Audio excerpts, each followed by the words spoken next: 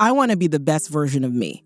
I don't want to be like anybody else but me. That means thinking about the humans and the people. When you always do what's right for the people that are going to be impacted, you always get the right results. I'm not saying I don't make hard decisions. I think you can make tough decisions in a way that centers on the people and does right by them.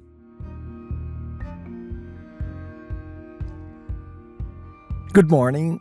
First of all, let me explain. I'm Guy Kawasaki. I'm not Robert Kiyosaki. I didn't write Rich Dad, Poor Dad, all right? And this is the Remarkable People podcast. And the whole point is to find remarkable people to inspire and inform people. And so we're blessed to find people like you. So thank you very much for being on the show. I am honored to be here. Thank you so much for having me. I'm a fan of your work, Guy. You say that to everybody. Oh, no, I really don't. I was going to ask that. You can ask my team. I really don't. I try to keep Is that true? I keep it authentic, 100. So Dara, first of all, for the longest time, I thought your name was Treseder. I thought, they named the food hall in Stanford after her. I can understand why they would do that, but it's Treseder, right? It's Treseder. It's a different family. I know sometimes people get they're like, "Oh, you're not." I'm like, "No, we are a different Treseder. Still a great one, but our names are not yet on buildings." Yet. So just to explain that you're the chief marketing officer of Autodesk, right? Yes. That is a very high position here in Silicon Valley and tech. And basically I looked at it, I said, well, she's young, she's female, she's Black, and she's known for all these great things. And I really appreciate all the advance that you've done and all the work that's done and all your accomplishments. And, when I die, I want to come back like somebody like you. Oh my gosh, Guy. Wow. Well, it is really an honor, honestly, to be here having this conversation with you. Thank you so much for having me. So I got to tell you a funny story. So I know Lovey. You know Lovey. Yes, okay? I do know Lovey. And I also know this doctor from Canada named Chika Stacy Oriua. Uh-huh. And she's this really outstanding young doctor from Canada. And Mattel made a Barbie doll after her. So I just want to tell you that I've had 3 Nigerian women on my podcast. And so in my mind, every Nigerian woman that I know is remarkable. Oh. Really? Well, that is very generous of you to say. And I'm glad to be continuing the tradition of awesome Nigerian women. And then I'm not hitting on you. Okay, I found out that you're already married. I am. And I'll tell you why I'm disappointed that you're already married. Because before I die, I want to go to a Nigerian wedding. Because Lovey told me what a Nigeria, it's like 4 days of... Yes. Did you have one of those? I did have one of those. Guy, well, you are in good luck because Nigerians, when you go to a Nigerian wedding, there will be people that have known the bride and the groom for 20 years and people that their parents met the week before at the market. So the chances of you getting invited to a Nigerian wedding are very high. So because now you know 3 of us. So if it's not Lovey, it might be me. One of us might bring you with us to a Nigerian wedding of a friend or, family member. So we're going to keep that conversation going. Going to a Nigerian wedding is on my bucket list. All right. Well, we got to make it happen. So I got a lot of cousins who are, going to get married at some point. So I'm going to make sure you get on that invite list. Yes. So me and Lovey will come. Okay, yes. It's not quite Taylor Swift's wedding, but we can make that happen. We're going to come to Taylor Swift. Okay. So first of all, what companies are in your marketing hall of fame? Who do you look up to and say, wow, they really do it right? Apple.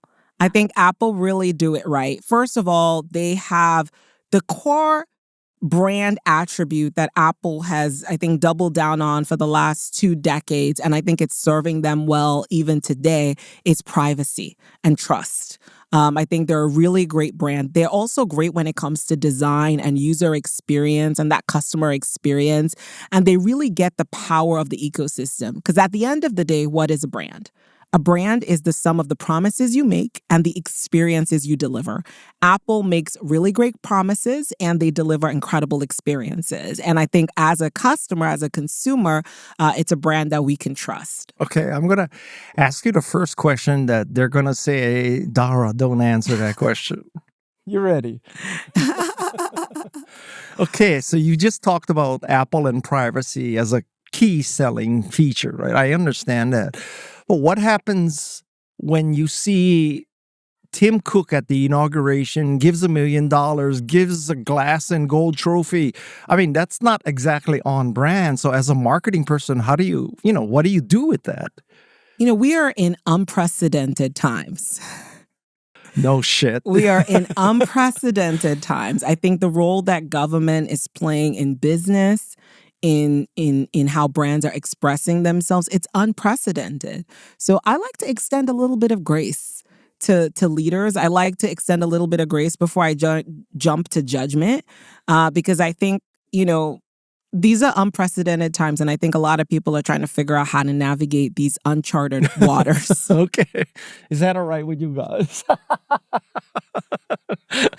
You're never going to have an interview like this again. I know. I'm excited. I'm like, I get to talk about all the things. Okay, so what exactly does a CMO do in 2025? What does a CMO not do in 2025? I think that would really be the question. It was interesting to my daughter was talking to me. She was like, "Mommy, you care about everything from putting on these events to help explain the technology to making sure we're driving growth on the Autodesk store." Like there's a lot. CMOs, at the end of the day, we are responsible for driving growth for the business. We are responsible for helping make sure our company can articulate what the future is going to be and how we're going to help our customers get there closer faster. So we have a big remit. And I think it's an exciting time to be a CMO in 2025. It is also a challenging time to be a CMO in 2025 because I think the pace of change has never been faster than it is. And it's only going to continue to speed up. So it means we all have to buckle in and just, keep on going. And are you primarily a B2B company? So how has that changed? We are primarily a B2B company. Our software is used by businesses and professionals to design and make anything, right? Whether it is buildings we live and work in, products we use and love, or movies, games, and shows that entertain us. Autodesk is used to design and make anything. And as a B2B company, the game has changed because I think it's really important to help our customers navigate these unprecedented times and uncharted waters. We have to be the trusted partner for our customers, and showing up in a human way that our customers can connect to has never been more important. And why? You discussed that people use AutoCAD to build everything or anything, right? So why not go B2C? Why not democratize it? Why don't you do to this B2B orientation, like what Canva did to Photoshop? Why don't you do that to democratize so everybody can build everything? We actually do. So our customers, we have a lot of individuals who buy Autodesk software. They come to our Autodesk store, they buy our software, whether it's AutoCAD or Revit or Maya or Civil 3D. We have, a lot of different products that individuals use. So our products are used by individuals. In fact, we actually make our software available for free to students and educators all around the world. We have over 100 million students and educators in over 160,000 schools around the world using Autodesk software for free today. So we are certainly already walking the walk when it comes to democratizing and increasing access for our software. So I would say you're more B2C than B2B. Well, we're a little bit of both. We're a little bit of both. I think the bulk of our business and our revenue comes from our business customers. So that is why I would primarily describe us as a B2B company. But yes, absolutely. Individuals every day wake up and they use Autodesk software to design and make a better world for all of us. You're a walking PR machine, man. Thank you. So, let us, you make a distinction between purpose and product. So are you saying that Autodesk is a purpose-driven company or a product-driven company at this point? We're both. Autodesk is both a product-driven company and a purpose-driven company. Well, we're a product-driven company in the sense that we're a technology-first business. So it's all about how can our technology help our customers and make our customers' lives better. But when you talk to me or any Autodesker, what gets us up every day, why we show up, is because we are proud to work for a company that is designing and making a better world for all, right? That is the why we exist. And in your case, you came to a company that was already decades old. I mean, AutoCAD existed before you, right? And so when you come into this kind of situation, do you take this product and then you wrap it in a purpose? You find a purpose. I mean, if you were two gals in a garage, you could start off with the purpose and the product and design the product for the purpose. But in your case, the product was already there. So what's the process of putting purpose and product together? So I was very fortunate because Autodesk already had incredible products and offerings and actually already had a phenomenal purpose. So my job was really to package it all together and elevate the storytelling. Start to really communicate that on the biggest stages in the most exciting ways. So that was what the job to be done became, is how do we make sure that we get this message out there? Because people knew us primarily as a design company. They knew us primarily for AutoCAD. We are so much more than that.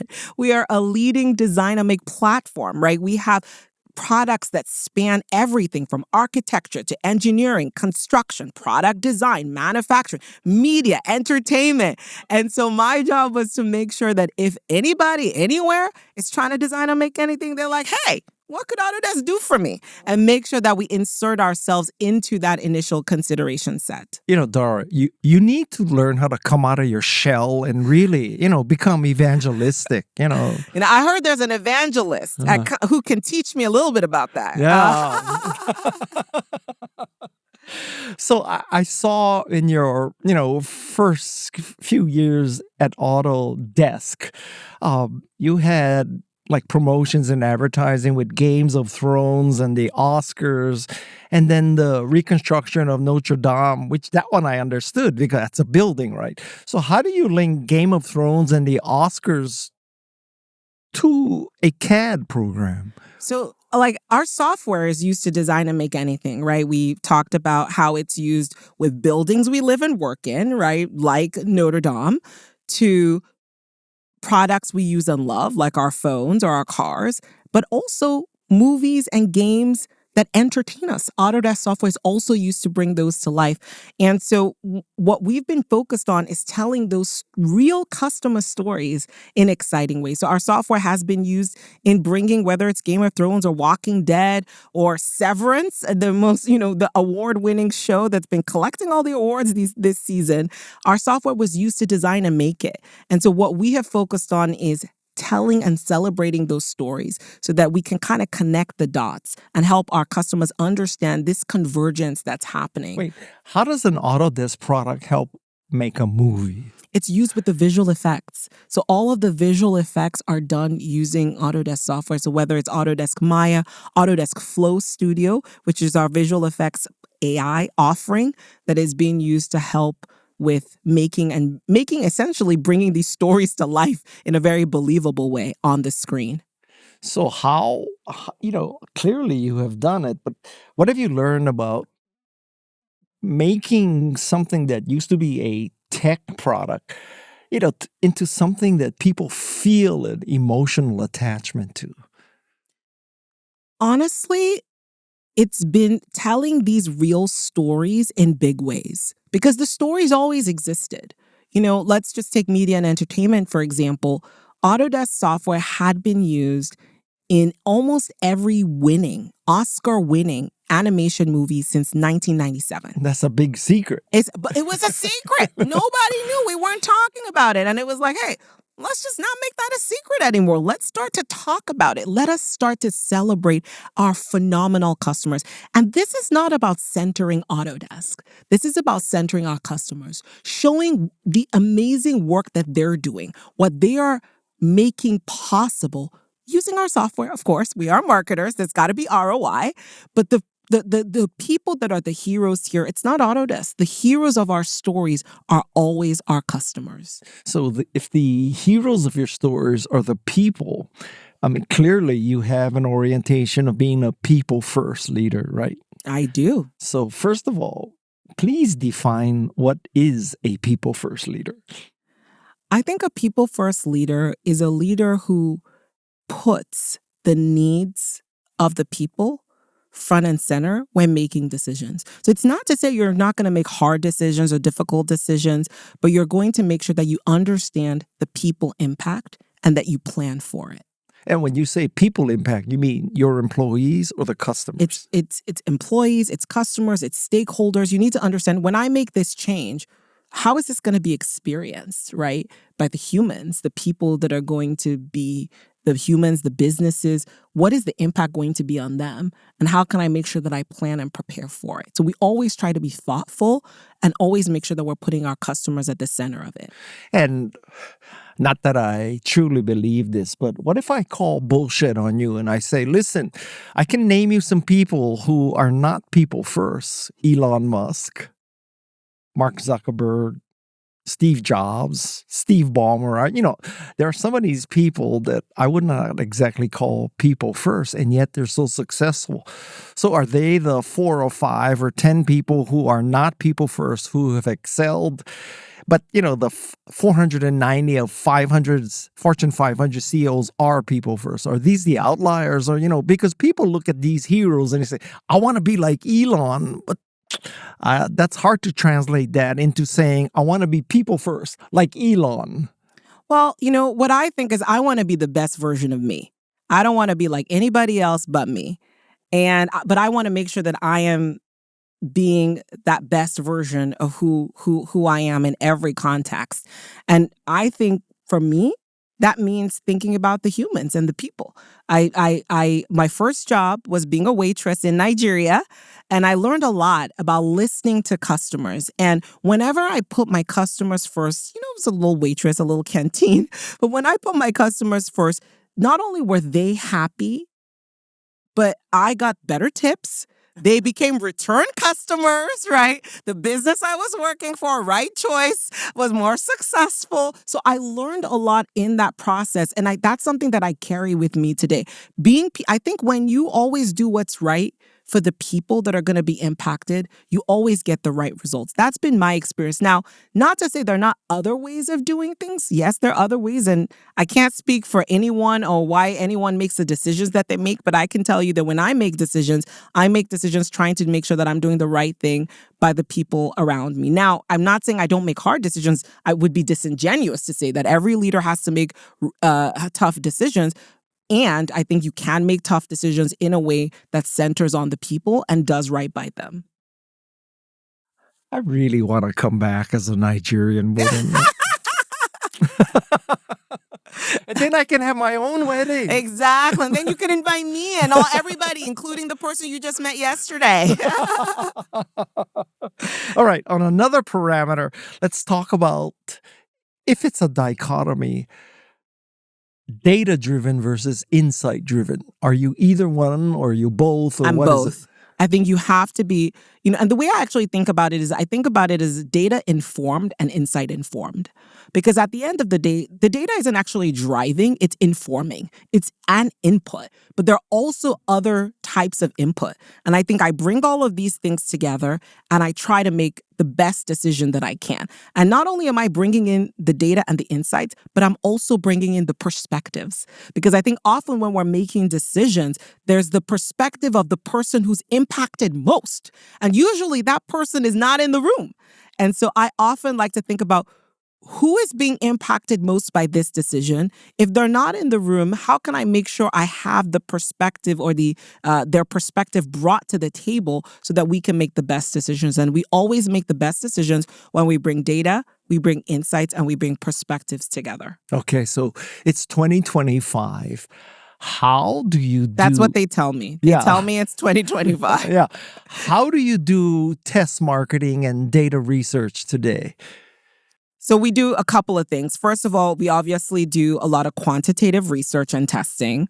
We do qualitative, so focus groups. Those are still very, very important. And then on top of that, we do pilots because I don't care how many quantitative tests you run and qualitative tests you run.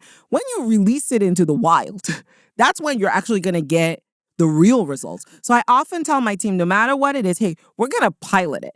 And then we're going to actually put it out in the real world and we're going to see the response we get from the real world. And we are going to have scenarios. There is going to be scenario A, B, C, or D. Based on what happens in the real world, we'll be able to pivot and adjust accordingly. And honestly, because of the unprecedented times we're living in and just the division and the polarization in the world today, someone could just say can and all of a sudden, wow, can was so divisive. I just said the word can. I meant a can on a shelf. And so, two different people can see that exact thing from two different perspectives. So I do think pilots and putting things out in the wild, that's a huge part of how we test today too. And for people who are not in marketing, can you just explain the, sort of nitty-gritty and tactics of a pilot?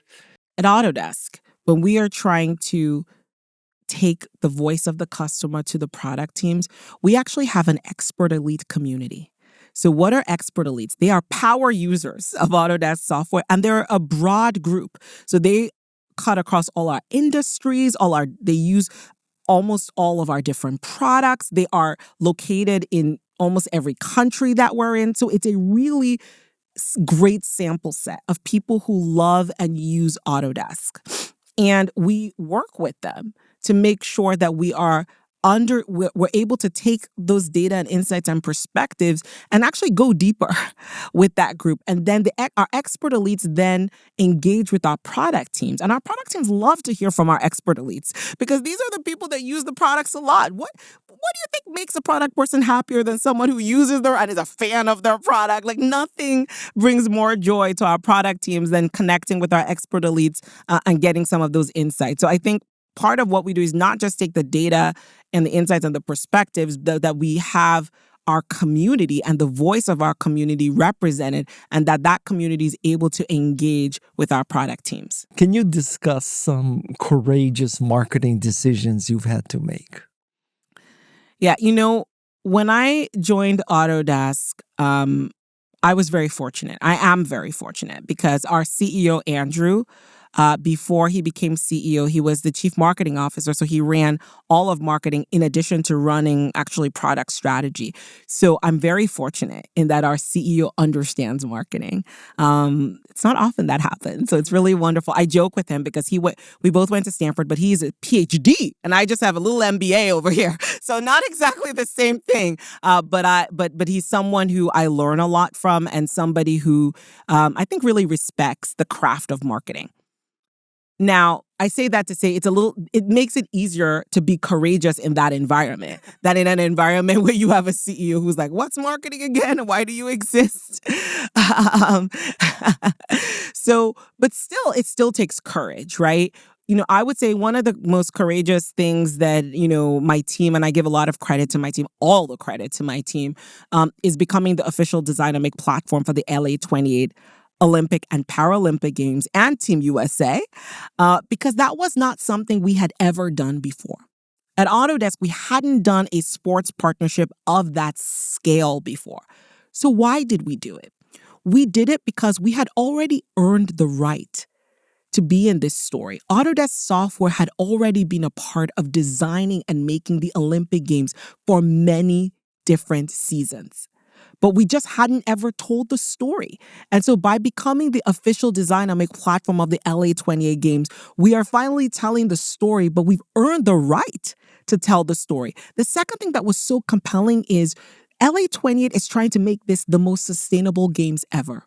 This will be the first games with no new permanent venues. So we will be retrofitting over 40 venues across the Los Angeles area, leaving LA in a better place than before the games. And so to be a part of that sustainability journey, which is core to the Autodesk brand, was huge for us. And third, but certainly by no means least, was the commercial opportunity. It's a $7 billion commercial opportunity. That's great for Autodesk, but not just for us. It's great for our partners. It's great for our customers. It's great for our ecosystem. And it's not even 2028, and we are already seeing the ROI of that. So it was difficult because we were going to do something we had never done before, right? So they had to explain, well, why are you doing, explain why we're going to do something we've never done before, something of a significant magnitude. But I'm really proud of the team because, boy, is it paying off, right? We're not even in 2028 yet, and we have already started to see the incredible return on investment of being a part. And more than anything, our why we exist is to design and make a better world for all. So to be a part of designing and making a better games for everyone, the most sustainable games ever, it's wonderful. So now, I want to get a little personal with you. Since I started off by asking if you're married, but which is probably not the first question you face in most podcasts.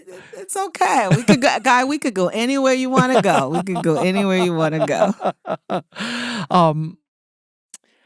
I bet in your career, in many circumstances, you were, quote unquote, the only woman, the only young person, the only Black person.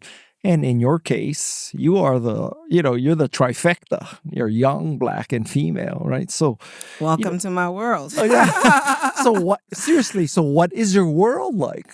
It's tough. I'm not going to sugarcoat it. I think very often, my husband and I, we've been married for 12 years. He's one of the most incredible human beings I've ever met. And he's seen my journey. And we were talking about it. And it's like when he walks into the room, people assume he deserves to be there. So he starts from a place of, oh, welcome, have a seat. When I walk into a room, the first thing is, why is she here? You see what I'm saying? Well, just to get the full impact of this, is he white? My husband is white. Okay. So he walks into a room and the first thing is, oh, welcome, have a seat. Of course you deserve to be here. He has to do something to make people question why he's there, right? Whereas I walk into a room and people are like, why is she here? And in today's world, is she DEI? No, I'm not. Okay, I'm excellence. And I start from a place of doubt. I start from a place of uncertainty. So I have to prove myself and reprove myself. And I better be walking around with my bag of receipts. Because no matter who I am, no matter how successful I become, I walk into a room, I'm a young Black woman, I better have my receipts. Even in 2025? Even especially in 2025. Why? Why especially? I think now people feel emboldened, I think, to say some of the quiet things they were saying that I think, are in some cases racist, in some cases offensive. People feel like they can now say it out loud. And that can be very jarring. It's been my story. It's been my journey. I don't spend a lot of time. I'm not a pity party person. So I don't like pity parties and I don't go to them. I don't host them. So in my mind, I'm like, this is my journey. This is my experience. I wish it wasn't, but it is what it is. And so I just focus on how can I be the best I can be in every scenario. But it would be disingenuous to not say that being a young Black woman is not a disadvantage. It absolutely is. Okay, so now my podcast is about 6 years old, which means 300 people, about, I would say 200 are women. I've often thought, why don't I just call my podcast Remarkable Women instead of Remarkable People? Well, thank you, Guy, for giving women a voice. Thank you. Yeah. Now, and I will tell you something I noticed is that almost every woman talks about the imposter syndrome, and no men ever talk about the imposter syndrome. So have you dealt with the imposter syndrome? Absolutely. I think that when people question you every time, you start to question yourself, right? If people are doubting you constantly and you're having to always prove yourself and then reprove yourself and then reprove yourself, it's impossible not to at least have a day where you wake up and you're like, oh, right? So I've certainly dealt with it. But I think what I try to focus on is controlling what I can control. And that is, look, there's only so much energy and time that any human has in this world. And I want to make sure that I'm using my energy and I'm using my time to live a positive impact on the world around me and the people that I love and the teams that I have the privilege to lead. So I put all my energy in there. So I don't, when I'm feeling imposter syndrome, what I tell myself is, Dara, let it go. You know, focus on what you can control and try to be the best version of yourself that you can be in this moment. And don't worry about, are you good enough? Do your very best. Work hard. And I will always, I put in the work. I put in the work. I'm always prepared. And I'm not afraid to fail. I'm not afraid to try new things. I'm not afraid to also admit what I don't know. I don't believe in fake it till you make it. I never fake it. I don't want to fake it. I just want to make it. So I'm willing to learn and try and do the hard work to make sure that I deliver. Okay, so now we are in October 2025. You are the CMO of Autodesk. Are you telling me you still have pangs of imposter syndrome? Absolutely. To this day. To this day. I mean, you got Stanford, you got Harvard, you got Peloton, you got Autodesk. Like, what more? GE. What? How can you have imposter syndrome today? You know, I still do, and part of that is that, you know, just being me, right? There are, even with all of my success, and I say this with all humility, I still have to constantly prove myself and reprove myself because of who I am and what I look like. And so that's just the reality of being a Black woman in corporate America. Makes no sense to me, but okay. It's the reality. Now, I don't let that bring me down, you know, that I don't let that. I'm still filled with hope. I'm filled with optimism. I love being an American. I'm proud to be an American. My husband is a Marine. I love this country. I'm proud to be a part of this country. And it's actually because I love this country that I'm able to say, hey, you know, there are still things we got to work on. But that doesn't mean this is not, you know, I think the greatest country on earth. Team USA. So, I mean, what if there are young Black women listening or watching this podcast and, you know, they want advice from you because imposter syndrome or not, you are a hero to them? Oh, well, first of all, I would tell them to control what they can control. Don't worry about the things you cannot control, right? You can't control what other people say. You can't control how they think. You can't control how they feel. But you can control what you say. You can control what you do. You can control how you respond to whatever is thrown at you. And there is so much power in that. So you are much more powerful than you know, and there is no limit. The only limit is the one you place on yourself. Well, but if society in 2025 is still trying to tell these young Black women to, you know, step back and dim your fire and, you know, whatever, what do you say to them? Tune that noise down and tune up the support, because yes, society might be saying all that, but there are going to be people in your life who are going to tell you you're amazing. There are going to be people in your life who believe in you. Turn the volume up there and turn the volume down on the noise. And how do you find those people? You know, you find those people by actively seeking them. I think for most people, like for me, it's our family, it's our friends, it's our close friends. It's the mentors who actually care. They have time for you. You know, it's often because people ask me, how do I find a mentor? The person who cares and has time for you, right? If you've emailed someone's EA and they've told you they can't meet with you until 2028, that is not your mentor, right? Your mentor is the person who, they're just that natural connection, right? They look at you and they're like, wow, I want to invest in this person. I believe in this person. So when you find those people, follow up. And the power of follow up, that is one thing I will say. I think that there's so much power in the follow-up. A lot of people ask for something once. Not a lot of people come back to say thank you. Be the person that comes back to say thank you. Well, I think my experience is not only do they not come back and say thank you, most people never even make the ask. They don't do anything. Like you know, at all these things, even my emails, I put my cell phone in every signature. You know, I tell people my email. My phone's not ringing. I mean, you know, it's weird. People want to get your contact info, but they never follow up. Isn't that incredible? They don't do anything with it. That's what I mean. It's like the power of the follow-up. Like they meet you, guy, I want to get you give them, and then they don't do anything with it. So follow up. Well, I would say 90% of the people don't follow up. And then 90% of the people who follow up don't say thanks. Exactly. So imagine being that rock star that not only follows up, but also says thank you, right? Those are the people that you're going to move heaven and earth for, because those are the rare gems. Okay. Thank you so much. Thank you so much for having me. This was a real treat. A real treat. Thank you. So this has been the Remarkable People podcast. It's just a typical episode of the podcast. And I want to thank Dara. I want to thank all the staff who told me not to ask those questions. And I want to thank Madison Neismer, our co-producer, Jeff C., our co-producer, and of course, Shannon Hernandez, sound design engineer, and Tessa Neismer, researcher, and Leightel, and, all the people here. So it's a whole team behind me that makes this so fun and so successful.